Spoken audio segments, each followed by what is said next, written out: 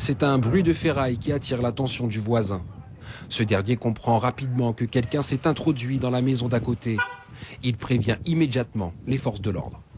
J'étais sur ma terrasse et c'est le bruit qui m'a interpellé. Et aussitôt, qu'est-ce que j'ai fait? J'ai fait le 17. Et après, j'ai essayé de joindre le voisin, mais ils étaient injoignables. Et du coup, les gendarmes sont arrivés assez rapidement. Et puis après, bon, la suite, c'est eux qui pourront vous le dire, quoi. D'accord. C'est-à-dire que vous avez entendu quel type de bruit? Le bruit de ferraille, un bruit comme si on force une porte, quoi. Alors qu'il fait, tout de suite, ça m'a interpellé. Surtout, c'est pas la première fois. Ouais, surtout, c'est pas la première fois.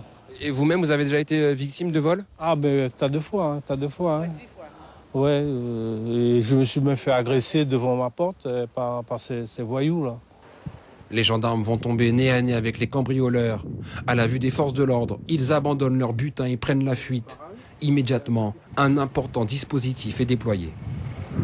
Ce matin, nous sommes appelés par un voisin vigilant qui suspecte un cambriolage en cours chez son voisin, qui est donc absent de sa propriété. Et il a le bon réflexe de faire le 17. Et nous, la réactivité immédiate, où on envoie toutes les patrouilles, tous les effectifs présents, et ce qui permet de mettre en fuite les 2 auteurs, pour l'instant, 2 auteurs mis en fuite à l'arrivée des premiers intervenants, ce qui permet d'avoir préservé au moins les biens. Il n'y a pas eu ils n'ont pas pu embarquer les biens.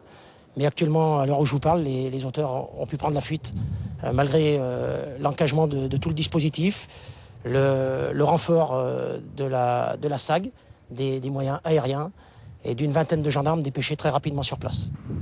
Nous avons rencontré le propriétaire de la maison visitée. Il n'a pas souhaité s'exprimer, excédé par les cambriolages à répétition dont il a été victime, tout comme de nombreux résidents de Cognola-Rivaux.